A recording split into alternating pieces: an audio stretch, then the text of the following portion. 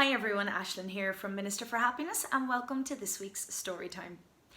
Each Sunday I share an inspiring story, one for you to reflect upon and hopefully take the lessons into your life. And this week's story is one from my own life. Many years ago I lived at home in my grandmother's home, and it was a little while after she'd passed away, and we decided we wanted to decorate the house just to give it a little revamp. And we painted and did little alterations here and there. And one night I was asleep in bed, maybe 2 a.m, and I was awakened by a really loud crashing bang and breaking of glass. And as you can imagine, I bolted up in the bed, it woke me, and my mind started to wander into, oh my God, someone's after breaking into the house, somebody's got in, they must know my grandmother passed away and they think there's no one here and they're trying to rob the house. So at the time, I collected swords. So people used to gift me with swords and I had to collect them from parts of the world. So I got out of the bed really quietly and listened, and I couldn't hear anything. So I put on my slippers and I started to step across the bedroom. I grabbed 2 of the swords and I gently went down the stairs, and my bedroom was directly over the living room where I had heard the noise come from.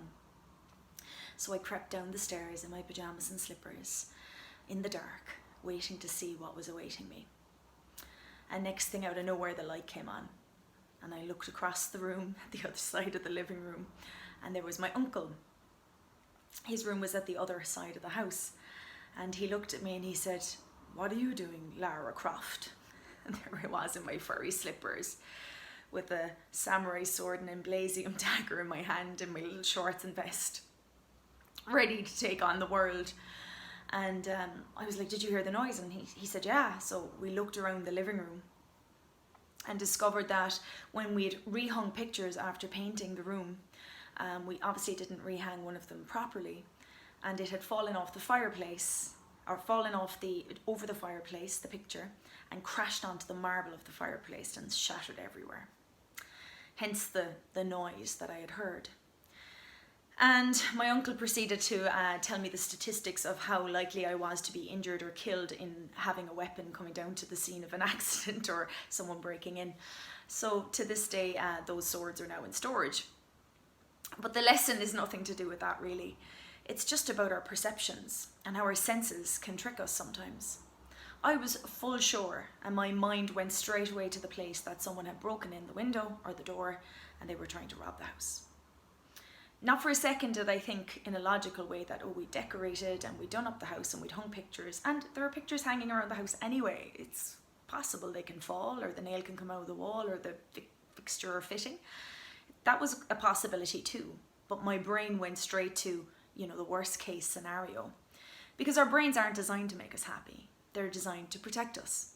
It's that, hunter-gatherer ancestral instinct almost in us, but we're not being chased by predators anymore, so it's not always useful, but our senses can perceive us. And how many times do we think we put something somewhere only to discover later that it was somewhere else? Or how often do we hear somebody, catch a little bit of somebody's sentence and think we know what they're on about and completely misread a situation because of that?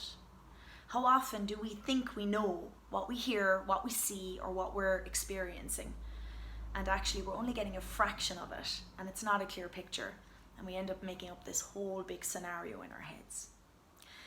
So that was one for me that taught me that lesson. So I hope you like this week's story, and I hope you take this lesson into your life and over the next weeks, months, the rest of this year. Try not to jump to conclusions when you hear something or see something or experience something. Don't react. Maybe take a moment and say, okay, maybe I didn't hear that properly. Maybe that's not what that person meant. Maybe when someone gave me that look, they were looking at someone behind me. Maybe when someone beeped at me in traffic, it wasn't me, it was somebody else they beeped at. Let's not react so quickly and think we know what's going on, because our senses sometimes can fool us. Our perception can, lead us astray. So keep an open mind to things.